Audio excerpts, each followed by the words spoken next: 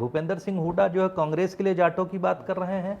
वहाँ पर दुष्यंत चौटाला ने सभी 90 सीट पे जो अपने कैंडिडेट्स उतार दिए हैं। शैलजा को अगर चेहरा बनाया जाए और हुड्डा को दरकिनार किया जाए तो कांग्रेस को कितना नुकसान हो सकता है? नहीं, दरकिनार नहीं कर सकते हैं। तो उस स्थिति में अगर उस स्टेट की महिला चीफ मिनिस्टर बनती है, ये तो और खूबसूरत बात होगी देखा जाए तो। नमस्कार, आप देख रहे हैं पोल पंच। मैं आपके साथ हूं अवनीश शर्मा। हरियाणा विधानसभा चुनाव को लेकर तारीखों का ऐलान हो चुका है। बीजेपी फिर से सत्ता में वापस में आने के लिए नए हथकंडे अपना रही, वहीं कांग्रेस नए फार्मूले के साथ चुनाव लड़ना चाहती है। आज तमाम सवालों का जवाब देने के लिए हमारे साथ मौजूद हैं India.com के संपादक अरुण चौबे सर स्वागत है। सर, मेरा सबसे पहले सवाल है कि कांग्रेस ने जो सीएम वाले फार्मूले को तय किया, इससे क्या फायदा होगा? अवनीश, सीएम का फार्मूला एक तरह से नहीं है। वो जो आप देखेंगे कि हरियाणा में कई फैक्शन हैं कांग्रेस में, चाहे भूपेंद्र सिंह हुड्डा का हो, यानी हुड्डा और उनके लड़के दीपेंद्र हुड्डा हैं। दूसरा एक फैक्शन है वहाँ रणदीप सुरजेवाला का, रणदीप सिंह सुरजेवाला का। और तीसरा एक फैक्शन फिलहाल जो है कुमारी शैलजा का है। तो शैलजा जो है महिला है, लंबे समय तक वो भी कांग्रेस के साथ में शुरुआती दौर से उनके पिताजी बड़े नेता हुआ करते थे। सिरसा से जीती हैं, वो एमपी हैं और दलित एमपी हैं।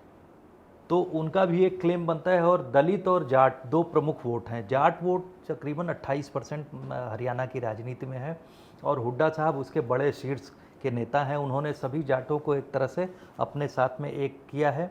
और लोकसभा इलेक्शन में आपने देखा कि 10 में से 5 सीट वो लोग जीते हैं।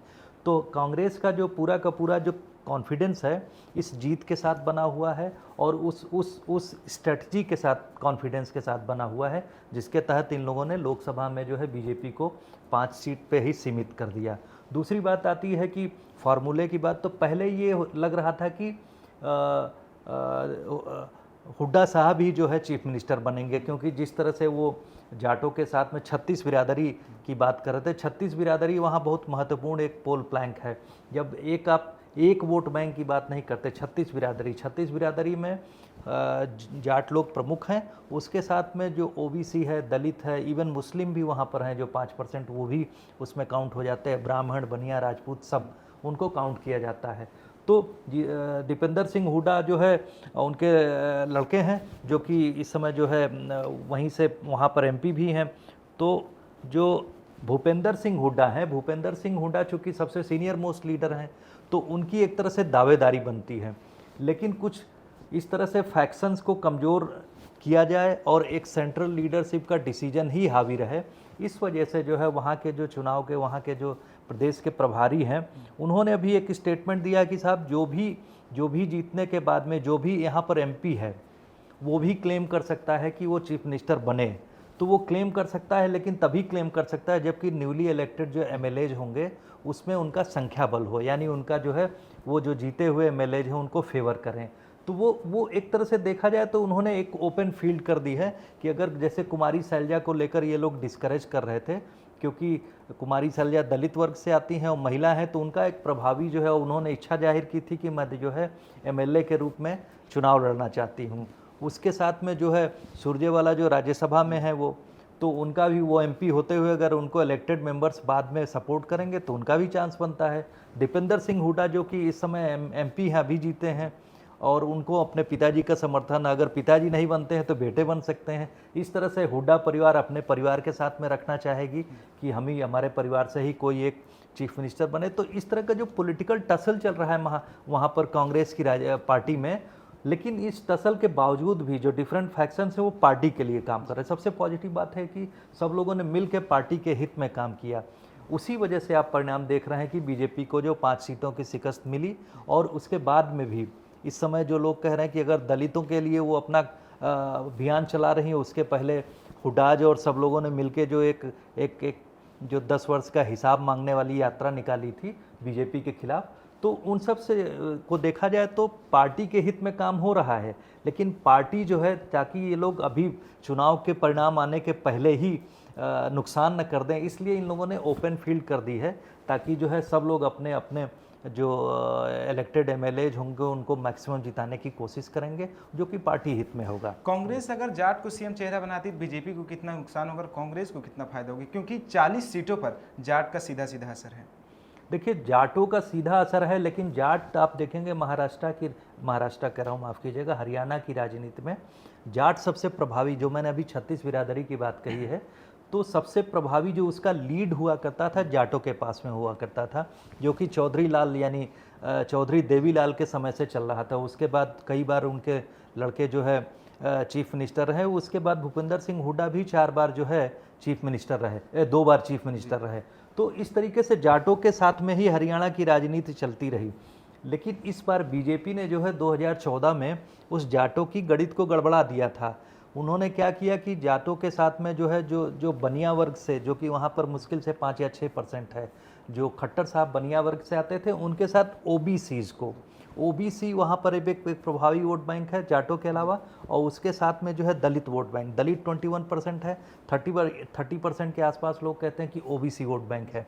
और जो नायाब सिंह सैनी को चीफ मिनिस्टर बनाया गया, उनको जो खट्टर साहब के जगह पे, तो इसीलिए बनाया गया, बीजेपी ने बनाया कि ओबीसी का चेहरा, ओबीसी के चेहरे के साथ में अगर बनिया वोट बैंक जो कि 5-6% है, ब्राह्मण वोट बैंक 6-7 से 8% है, उसके बाद राजपूत वोट बैंक 3.5% के आसपास लोग कहते हैं। तो इन सब को लेकर अगर वो लोग एक साथ बीजेपी करती है तो वो जो है जो जाट वोट बैंक की जो है एक तरह से काट है। और आपने कहा कि चेहरा घोषित करने की, तो मैं आपको बता दूं कि जाट वोट बैंक में जो है सबसे बड़ी बात है कि INLD, जिसके जो है चौटाला साहब जो है उसके प्रेसिडेंट हैं, उन्होंने बसपा के साथ अपना जो अलायंस किया है इसीलिए।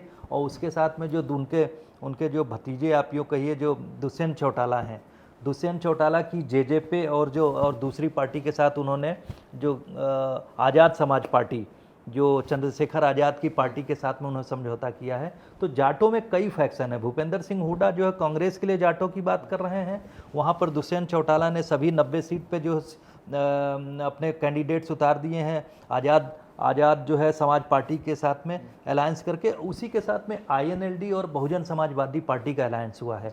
तो उसमें भी वहाँ तीनों प्रमुख नेता जो है जाट वर्ग से ही आते हैं, और जाट वर्ग की जो पॉपुलेशन जो है 28% है। तो जो 3 प्रमुख गुट जो है जाटों में डिवाइड हो गया ना, आप देखेंगे तो एक साथ आप यूँ नहीं कह सकते कि जाटों का नेता डिसाइड होगा तो वही चीफ मिनिस्टर बनेगा। उसके साथ में दूसरी जातियों का जो कॉम्बिनेशन बनेगा, उसके साथ में पार्टी हित में अगर वो होगा तभी इसी तरह से बन पाएगा। हरियाणा चुनाव में राम रहीम का कितना असर देखने को मिला? देखिए, राम रहीम इम्पॉर्टेंट है। राम रहीम सिरसा से आते हैं, आपको पता है, सिरसा से आते हैं, लेकिन उन्होंने 2014 में अपने जो 20 साल को उनको जो रेप चार्जेस के ऊपर जो उनके ऊपर लगे हैं, उससे वो सज़ा भुगत रहे हैं, 20 साल की सज़ा मिली है। लेकिन लोग कहते हैं कि उनको उसी समय पैरोल मिल जाती है जब कोई चुनाव होता है, क्योंकि उनके लड़के के लड़के के जो ससुर हैं, तो यानी उनके रिलेटिव हुए, तो उनके समधी जो है बीजेपी में हैं। ऐसा कहा जाता है कि जो है उसकी वजह से बीजेपी के करीब उनकी समीपता है। आपने देखा होगा कि वो जो 2014 के टाइम में उन्होंने बहुत पुरजोर तरीके से बीजेपी का समर्थन किया था। बीजेपी या 4-5 सीट हुआ करती थी, वो बढ़ के जो है 47 सीट पे आ गई। तो ये हम नहीं कह सकते कि जो बाबा राम रहीम के ही सपोर्ट से 47 हो गया था, लेकिन ये जरूर है कि उनको जो है उनका जो प्रभाव क्षेत्र है, प्रभावी हुए सिर्फ एक स्टेट में नहीं है, हरियाणा पंजाब से वो जो सीमा जुड़ती है वहाँ भी प्रभावी है, हरियाणा में भी, पंजाब में भी, इवन राजस्थान में भी वो प्रभावी है। राजस्थान में भी पैरोल पर आए थे। हाँ, तो राजस्थान में पैरोल पर नहीं, राजस्थान का जब असेंबली इलेक्शन हुआ था तो उस समय भी जो है उनको पैरोल पे जो है तकरीबन 50 डेज की, अगर मैं सही बोल रहा हूँ, तो उनको मिल गई थी पैरोल, और उस समय उन्होंने जो है अपने समर्थकों के जरिए प्रचार करवाया था। और मैं आपको बता रहा था कि हरियाणा में 2014 के बाद में पंजाब का चुनाव हुआ था, तो उस समय भी उनको जो पैरोल मिली थी, लेकिन पंजाब में कुछ बीजेपी को फ़ायदा नहीं पहुंचा पाए। लेकिन उसके बाद के इलेक्शंस में जो है, जब भी हरियाणा में इलेक्शन हुआ है, तो वहाँ वो प्रभावी कम से कम 5 से 10 सीट पे जो है जो उनका प्रभाव क्षेत्र बना हुआ है, वहाँ पर वो कोशिश करते हैं कि अपने समर्थकों के जरिए जो है बीजेपी को फ़ायदा पहुँचाया जाए। ऐसा रिपोर्ट्स कहती हैं। अब कितना सच है ये इस बार दिखेगा, क्योंकि इस बार भी जो है देखा जाए तो अभी उनको 21 दिन का जो है पैरोल मिला हुआ था, लेकिन वो अब चुनाव की डेट भी बढ़ गई है पंजाब, उसके लिए हरियाणा के लिए 1 तारीख को चुनाव होना था, वो 5 तारीख को चला गया है, काउंटिंग 8 को होगा। लेकिन इस बीच 21 दिन का पैरोल जो है, जो उनका प्रभाव क्षेत्र है, उसमें जहाँ आप देख रहे हैं कि इतना टफ फाइट हो गई है, तो उसमें अगर वो 5 सीट का भी फ़ायदा करवाते हैं तो जाहिर सी बात बीजेपी के लिए फ़ायदेमंद बात है। शैलजा को अगर चेहरा बनाया जाए और हुड्डा को दरकिनार किया जाए तो कांग्रेस को कितना नुकसान हो सकता है? नहीं नहीं, दरकिनार नहीं कर सकते हैं। देखिए, इसलिए नहीं कर सकते हैं क्योंकि हर एक पार्टी में फैक्शंस हैं, चाहे वो बीजेपी हो, बीजेपी में उस तरह से नहीं दिख रहा है, लेकिन कांग्रेस में क्योंकि बड़े नेता ज़्यादा हैं। और आपको एक आश्चर्य की बात बताऊंगा कि ये पहले जो फैक्शनलिज्म है वो तब प्रभावी होता है जब सेंट्रल लीडरशिप कमज़ोर होती है। सेंट्रल लीडरशिप कांग्रेस में इस समय मजबूत है। राहुल गांधी जिस तरह से जो अपनी 2 यात्राओं के बाद में मजबूत हुए हैं, और उन्होंने, आपने देखा कि 10 साल बाद उनकी जो लोकसभा में जो है कांग्रेस को 99 सीट्स मिली हैं, तो उसकी वजह से कांग्रेस का नेतृत्व काफ़ी कॉन्फिडेंट हो गया है। और कांग्रेस के नेतृत्व के प्रभावी होने से उनका जो है जो रीजनल छत्रप आप कह सकते हैं, उनके ऊपर उतना ही जोर बढ़ जाता है। तो इस स्थिति में जो कांग्रेस हाईकमांड चाहेगा वही बनेगा। वो यहाँ पर नहीं इस बार हो पाएगा कि साहब हुड्डा साहब कहेंगे कि हम ही चीफ मिनिस्टर बनेंगे, ऐसी स्थिति नहीं हो पाएगी। क्योंकि उन लोगों ने, आपने देखा होगा, राहुल गांधी की यात्रा के बाद में कर्नाटक, उसके बाद में तेलंगाना में ये सब सरकारें बनी हैं, उसमें उनका अपना एक कंट्रीब्यूशन है और उनके पीछे एक मास फॉलोइंग अब इस समय जो है कांग्रेस का काडर उनके पीछे जुड़ चुका है। तो उड़ीसा इलेक्शन में उनकी लीडरशिप, राहुल गांधी का भी एक मुख्य रोल होगा। लेकिन उसके साथ में मैं आपको बताऊंगा कि इंडिया ब्लॉक जो है इस समय प्रभावी है 2-3 वोट बैंक को लेकर। जैसे मैंने आपसे कहा कि जाट लोग मजबूत हो गए हैं, तो उसके साथ में वो लोग दलित वोट को, क्योंकि दलित वोटर्स में भी इस समय कॉन्शसनेस आ गई है इतनी कि अपने वोट को वेस्ट ना किया जाए, तो जो विनिंग कैंडिडेट होता है उसकी तरफ से उनका टिल्ट होता है। उसके साथ में जो 5% मुस्लिम वोट बैंक है वो ऑटोमेटिक इंडिया अलायंस की तरफ जाती है। तो ऐसी स्थितियों में जो है कांग्रेस के लिए बहुत पॉजिटिव सिनारियो है। इसलिए वहाँ का जो फैक्शनलिज्म है, जो आप कह रहे हैं कि जो आपस के धड़े हैं, जो राजनीतिक प्रतिद्वंदिता को लेकर है, तो राजनीतिक प्रतिद्वंदिता तो रहती ही है पॉलिटिकल पार्टीज़ में, लेकिन जो पार्टी हित में बात होगी तब तो फिर उन लोगों को कॉम्प्रोमाइज़ करना पड़ेगा। और जाहिर सी बात है केंद्रीय नेतृत्व उनका इस समय सक्षम है कि इन लीडर को डिसाइड कर सके। कहा जा रहा था कि हुड्डा साहब अपने लड़के को सीएम बनाने की कोशिश करेंगे। यही मैंने कहा ना कि जो कांग्रेस, जो हरियाणा कांग्रेस में जो इस समय टसल चल रही है कि हुड्डा साहब को लगता है कि मैं नहीं बनूंगा तो मेरा बेटा बन जाएगा, इस तरह की जो बात चल रही है, जो रिपोर्ट्स आ रही हैं, उसी के बीच में जो रणदीप सुरजेवाला है उनको लगता है कि मैं राहुल गांधी का करीबी हूं तो मैं क्यों नहीं बन सकता हूं। उसी तरह से आप देखेंगे कि दलित वोट बैंक, क्योंकि आपने देखा होगा 90 में से 17 जो है दलित सीट है, तो 17 सीट है और सिरसा से दलित एमपी भी हैं कुमारी सैलजा, प्लस महिला भी हैं। तो इस समय जो महिलाओं के साथ में जो प्रो वीमेन सभी पार्टीज़ में वो आपने देखा होगा कि चाहे मध्य प्रदेश का चुनाव हुआ हो या इस समय महाराष्ट्र में भी उस तरह की योजनाएं बनाई जा रही हैं। उत्तर प्रदेश में आपने देखा कि महिला अत्याचारों पर अगर कितना कड़ा एक्शन योगी जी ले रहे हैं। तो प्रो वीमेन जो राजनीति हो रही कि साहब जो ये आधी आबादी है वो अब इंडिपेंडेंट तरीके से वोट कर रही है। आपने देखा होगा कि वो लोग, ऐसा नहीं पहले हुआ करता था 20 साल पहले कि जो परिवार का मुखिया कह दिया उसी तरफ वोट, ऐसा अब नहीं है। अब जो है जो महिलाएं स्वतंत्र तरीके से वोट कर रही हैं, तो ऐसी स्थिति में अगर महिला लीडरशिप आगे आती है तो वो भी एक नया संदेश होगा कांग्रेस पार्टी का, जो है आने वाले समय की राजनीति के लिए वो भी एक कड़ा संदेश होगा। कड़ा संदेश मेरे कहने का मतलब बहुत लुभावना संदेश होगा, क्योंकि महाराष्ट्र का हरियाणा ही राज्य है जहाँ पर आपने देखा होगा कुछ समय पहले तक जो है पुरुष और महिला के बीच में रेशियो जो संतुलन था वो सेक्स रेशियो कम था। तो उसको जो बीजेपी सरकार आई पिछले 10 सालों में कोशिश करके महिला पढ़ाओ और आगे बढ़ाओ, जो इस तरह के जो नारे दिए गए, तो बेटी बढ़ाओ बेटी पढ़ाओ है ना, इस तरह का जो बेटी बचाओ बेटी पढ़ाओ जो नारा दिया, उस नारे के साथ में उन्होंने सेक्स रेशियो को भी बैलेंस किया है। तो उस स्थिति में अगर उस स्टेट की महिला चीफ मिनिस्टर बनती है, ये तो और खूबसूरत बात होगी देखा जाए तो। जी, जम्मू कश्मीर चुनाव में कांग्रेस का कैसा वर्चस्व देखने को मिल सकता है? देखिए, हरियाणा के साथ में आपने सही कहा, हरियाणा के साथ में जो दूसरा असेंबली इलेक्शन हो रहा है वहाँ पर वो जम्मू कश्मीर है। जम्मू कश्मीर अभी यूनियन टेरिटरी स्टेटस में है, लेकिन जो सुप्रीम कोर्ट के डायरेक्शन के बाद में सितंबर में चुनाव करवाने थे, तो उसके तहत जो चुनाव हो रहा है वहाँ पर आपने देखा होगा कि कांग्रेस ने जो है एक स्ट्रैटेजी अपनाई। कांग्रेस ने स्ट्रैटेजी ये अपनाई कि उन्होंने जो है 2 कदम आगे चल के नेशनल कॉन्फ्रेंस के साथ समझौता किया। नेशनल कॉन्फ्रेंस के साथ समझौता किया, वहाँ पर 32 सीट पर वो तकरीबन लड़ रहे हैं, 6 पे फ्रेंडली फाइट है और रेस्ट ऑफ द सीट पे जो है नेशनल कांग्रेस लड़ रही है, नेशनल कॉन्फ्रेंस लड़ रही है। तो वहाँ चूँकि अब्दुल्लाज बहुत वहाँ प्रभावी हैं, अगर इस अलायंस में पीडीपी आ गई होती, महबूबा मुफ्ती की पार्टी, तो ये अलायंस बहुत मजबूत होता, उसके बाद कोई क्वेश्चन ही नहीं रहता कि वे लोग सत्ता में नहीं आएंगे। लेकिन चूंकि पीडीपी जो है बैलेंसिंग एक्ट के तहत जो है एक तरह से अपने को इंडिपेंडेंट कर ली है, उन्होंने अपने प्रोग्राम्स के साथ में अपने को हार्ड लाइन स्टैंड ले रखा है, रेस्टोरेशन ऑफ 370 आर्टिकल और जो स्पेशल स्टेटस पे जो वैसे उसकी बात नेशनल कॉन्फ्रेंस भी कर रही है, लेकिन जो हार्ड लाइन स्टैंड है वो पीडीपी का ज़्यादा है। तो ऐसी स्थिति में देखा जाए तो जो राजनीति वहाँ की चल रही है उसमें कांग्रेस ने अलायंस करके बाकी दलों के लिए जो है अपनी मजबूत स्थिति प्रेजेंट की है, जबकि बीजेपी की स्थिति यह है कि बीजेपी जम्मू के रीजन में हमेशा डोमिनेट करती रही है, लेकिन वो जो वैली में है, वैली में भी इस बार तकरीबन उन्होंने 6 मुसलमानों को टिकट दिया है।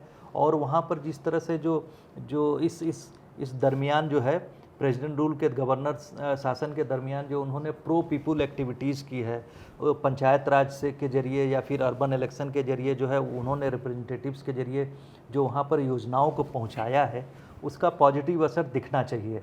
उसकी वजह से बीजेपी ज़्यादा कॉन्फिडेंट दिखती है। लेकिन चूंकि कांग्रेस ने अलायंस इस तरह का मजबूत बनाया हुआ है, उसमें कांग्रेस का भी कॉन्फिडेंस कम नहीं दिखता है। जम्मू कश्मीर में आतंकवाद का मुद्दा कितना बन सकता है, क्योंकि लगातार आतंकी हमले हो रहे हैं, आज भी आतंकी हमले हुए हैं। देखिए ये तो इलेक्शन को जो है असेंबली इलेक्शन को वो डिरेल करने के लिए एक कॉन्स्पिरेसी के तहत हो रहा है सीमा पार से। जबकि आप देखेंगे कि पहले वैली में ज़्यादा वायलेंस होता था, तो उस वहाँ के डिस्ट्रिक्ट्स को मैं तो कहूँगा कि जो वहाँ को कंट्रोल कर रखा था, इस वजह से जो है जम्मू रीजन में इस समय वायलेंस ज़्यादा पिछले 3-4 महीनों में असेंबली इलेक्शन आने की सूचना के पहले ये डेलिबरेट तरीके से हो रहा है। लेकिन जनता भी वहाँ की समझ रही है, जनता को पता है कि ये जो अटैक्स हो रहे हैं ये इस व्यवस्था को डिस्टर्ब करने के लिए हो रहा है। लेकिन मुझे लगता है कि जिस तरह से प्रोग्राम्स का फ़ायदा हुआ है, टूरिज्म सेक्टर में फ़ायदा हुआ है, इन्वेस्टमेंट बाहर से आ रहा है, बीजेपी सरकार ने जो है वहाँ का जो गुज्जर बकरेवाल उनको जो है नौकरियों में जो आरक्षण की बात कर दी है, तो वो वहाँ का शेड्यूल ट्राइब है, तो वो सेगमेंट भले ही वो 3 से 4% है, लेकिन वो लोग बीजेपी के साथ में खड़े हैं। तो इस तरह से जो वहाँ की व्यवस्था में परिवर्तन आया है, शांति नहीं होती तो लाल चौक पे लोग पहले आज से 20 साल पहले झंडा फहराना एक इतिहास हुआ करता था, वहाँ पर अब लोग बाहर से देश के विभिन्न हिस्सों से जा रहे हैं, फ्रीली घूम रहे हैं। तो ये सब पॉजिटिव चेंजेज आए हैं, और पॉजिटिव चेंजेज का रिफ्लेक्शन जनता कितना वोट के रूप में तब्दील करती है, ये तो जो 3 फेजेस के चुनाव है उसमें पता चलेगा। जी, तो हरियाणा की जनता किसको सीएम बनाएगी, ये चुनावी नतीजे आने के बाद पता चलेगा। ऐसी तमाम खबरों को देखने के लिए देखते रहिए पोल पंच।